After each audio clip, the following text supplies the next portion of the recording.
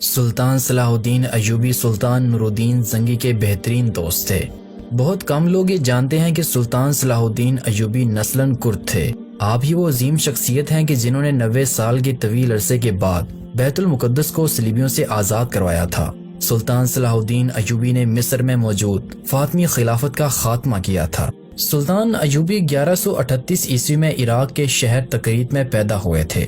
سلطان صلاح الدین ایوبی ہی وہ عظیم جرنیل تھے جنہوں نے ہتین کے مقام پر 7 صلیبی بادشاہوں کی متحدہ افواج کو عبرتناک شکست دی تھی۔ سلطان صلاح الدین ایوبی وہ بہادر سلطان تھے جن پر حسن بن سبا کے فدائیوں نے عیسائیوں کے کہنے پر 3 بار قاتلانہ حملے کیے تھے، لیکن ہر بار اللہ تعالیٰ نے سلطان کی حفاظت فرمائی، جبکہ حیرت کی بات یہ ہے کہ تینوں مرتبہ سلطان اکیلے تھے۔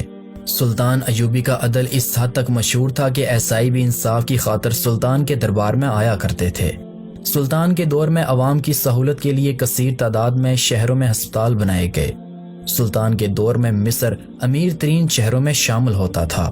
کیا آپ جانتے ہیں کہ سلطان ایوبی کو اپنے محسن اور ہر دل عزیز شخصیت سلطان نور الدین زنگی کے بیٹے کے خلاف تلوار اٹھانا پڑی، کیونکہ سلطان نور الدین زنگی کا بیٹا الصالح صلیبیوں کے کہنے پر سلطان ایوبی کے خلاف ہو گیا تھا۔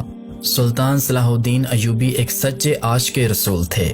1186 عیسوی میں جب عیسائیوں کے ایک ایسے ہی حملے میں کہ جس میں رینالڈ نے یہ جسارت کی کہ اس نے بہت سے عیسائی امراء کے ساتھ مدینہ منورہ پر حملہ کرنے کی غرض سے حجاز مقدس کا رخ کیا، سلطان صلاح الدین ایوبی نے ان سرگرمیوں کی روک تھام کے لیے اقدامات کیے اور فوراً رینالڈ کا تعاقب کرتے ہوئے اسے ہتین میں جا لیا، اور یوں 1187 عیسوی میں ہتین کے مقام پر تاریخ کی خوفناک ترین جنگ کا آغاز ہوا۔ اس جنگ کے نتیجے میں 30,000 عیسائی مارے گئے۔ اس جنگ میں رینالڈ گرفتار ہوا اور سلطان نے اپنے ہاتھ سے اس کا سر قلم کیا۔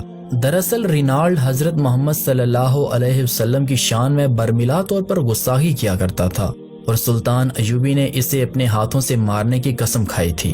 ہتین کی فتح کے بعد سلطان ایوبی نے بیت المقدس کا رخ کیا، اور ایک ہفتے کی خونریز جنگ کے بعد عیسائیوں نے ہتھیار ڈال دیے اور رحم کی درخواست کی۔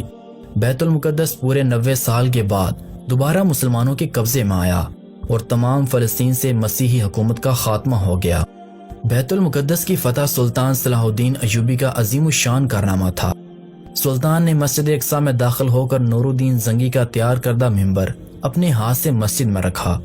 سلطان ایوبی نے بیت المقدس میں داخل ہو کر وہ مظالم نہیں کیے جو اس شہر پر قبضے کے وقت مسیحی افواج نے کیے تھے۔ سلطان صلاح الدین ایوبی ایک مثالی فاتح کی حیثیت سے بیت المقدس میں داخل ہوئے۔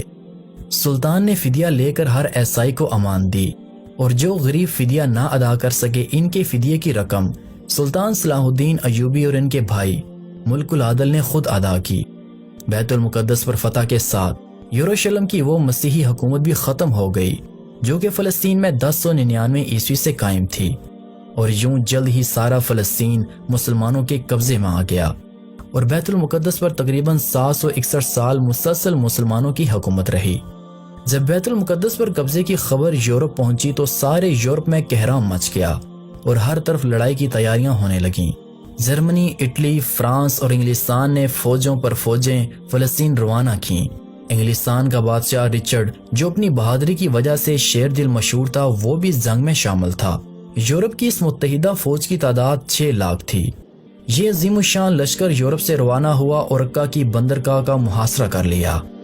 اگرچہ سلطان صلاح الدین ایوبی نے تنہا عکا کی حفاظت کے تمام انتظامات مکمل کر لیے تھے، لیکن صلیبیوں کو یورپ سے مسلسل کمک پہنچ رہی تھی۔ ایک مارکے میں 10,000 مسیحی قتل ہوئے، مگر صلیبیوں نے محاصرہ جاری رکھا۔ لیکن چونکہ کسی اور اسلامی ملک نے سلطان کی مدد نہ کی، اس لیے صلیبی ناکہ بندی کی وجہ سے اہل شہر اور سلطان کا تعلق ٹوٹ گیا۔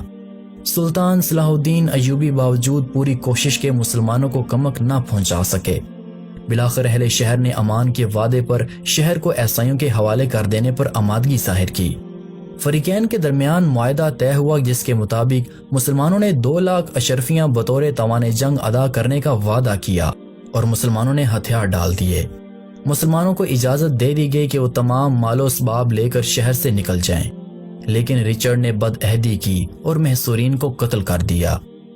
عکا کے بعد صلیبیوں نے فلسطین کی بندرگاہ اسکلان کا رخ کیا۔ اسکلان پہنچنے تک عیسائیوں کا سلطان کے ساتھ 11 مرتبہ مقابلہ ہوا۔ ان سب میں اہم مارکا ارسوف کا تھا۔ سلطان نے جواں مردی اور بہادری کی درخشندہ مثالیں پیش کیں، لیکن چونکہ کسی بھی مسلمان حکومت بالخصوص خلیفہ بغداد کی طرف سے کوئی مدد نہ پہنچی، لہٰذا سلطان کو پسپائی اختیار کرنی پڑی۔ واپسی پر سلطان نے اسکلان کا شہر خود ہی تباہ و برباد کر دیا، اور جب صلیبی وہاں پہنچے تو انہیں اینٹوں کے ڈھیر کے سوا کچھ حاصل نہ ہوا۔ اس دوران سلطان ایوبی نے بیت المقدس کی حفاظت کی تیاریاں مکمل کیں، کیونکہ اب عیسائیوں کا نشانہ بیت المقدس تھا۔ سلطان نے اپنی مختصر سی فوج کے ساتھ اس قدر عظیم الشان لشکر کا بڑی جرت اور حوصلے سے مقابلہ کیا۔ جب فتح کی کوئی امید باقی نہ رہی تو صلیبیوں نے صلح کی درخواست کی۔ فریقین میں معاہدہ ہوا، جس کی روح سے تیسری صلیبی جنگ کا خاتمہ ہو گیا۔ اس صلیبی جنگ میں سوائے عکا کے شہر کے مسیحیوں کو کچھ حاصل نہ ہوا اور وہ ناکام واپس لوٹ گئے۔ رچرڈ شیر دل سلطان کی فیاضی اور بہادری سے بے حد متاثر ہوا۔ سلطان صلاح الدین ایوبی بڑے بہادر اور فیاض تھے۔ لڑائی میں سلطان نے عیسائیوں کے ساتھ اتنا اچھا سلوک کیا کہ مسیحی آج بھی سلطان کو عزت کی نگاہ سے دیکھتے ہیں۔ سلطان کو جہاد کا اتنا شوق تھا کہ ایک مرتبہ سلطان کے نچلے دھڑ میں پھوڑے نکل آئے، جس کی وجہ سے وہ بیٹھ کر کھانا نہیں کھا سکتے تھے۔ لیکن اس حالت میں بھی سلطان کے جہاد کی سرگرمیوں میں کوئی فرق نہ آیا۔ صبح سے ظہر تک اور عصر سے مغرب تک سلطان برابر گھوڑے کی پیٹھ پر بیٹھے رہتے اور جنگوں میں حصہ لیتے رہتے۔ سلطان کو خود تعجب ہوتا تھا اور کہا کرتے تھے کہ جب تک گھوڑے کی پیٹھ پر رہتا ہوں تو ساری تکلیف جاتی رہتی ہے، اور اس سے اترنے پر پھر سے تکلیف شروع ہو جاتی ہے۔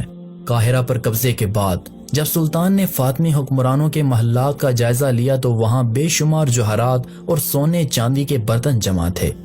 سلطان نے یہ ساری چیزیں اپنے قبضے میں لانے کے بجائے بیت المال میں داخل کرا دیں۔ موجودہ دور کے ایک انگریز مورخ لین پول نے بھی سلطان کی بڑی تعریف کی ہے۔ وہ لکھتا ہے کہ سلطان کے ہم عصر بادشاہوں اور ان میں ایک عجیب فرق تھا۔ بادشاہوں نے جاہ و جلال کے سبب عزت پائی، اور سلطان نے عوام سے محبت اور ان کے معاملات میں دلچسپی لے کر ہر دل عزیزی کی دولت کمائی۔ سلطان صلاح الدین ایوبی کی قائم کردہ حکومت ان کے والد نجم الدین ایوبی کے نام پر ایوبی سلطنت کہلاتی ہے۔ سلطان صلاح الدین ایوبی کے قریبی دوست اور اس وقت کے مورخ قاضی بہاؤالدین زکریا شداد لکھتے ہیں کہ سلطان ایوبی کی صرف 2 خواہشیں تھیں، ایک یہ کہ فلسطین کو صلیبیوں سے پاک کریں، اور سلطان کی یہ خواہش پوری ہوئی۔ سلطان ایوبی کی دوسری خواہش یہ تھی کہ فلسطین کی فتح کے بعد حج ادا کیا جائے، مگر سلطان کی یہ خواہش پوری نہ ہو سکی۔ اس کی وجہ بیماری نہیں تھی، بلکہ یہ کہ سلطان کے پاس اتنے پیسے ہی نہ تھے کہ سلطان حج کے لیے جا سکیں۔ ان کی ذاتی جیب خالی تھی۔ مصر، شام اور فلسطین کا عظیم سلطان، جس کے قدموں میں سلطنت کے خزانے تھے، اور وہ اتنے غریب تھے کہ حج کو نہ جا سکے۔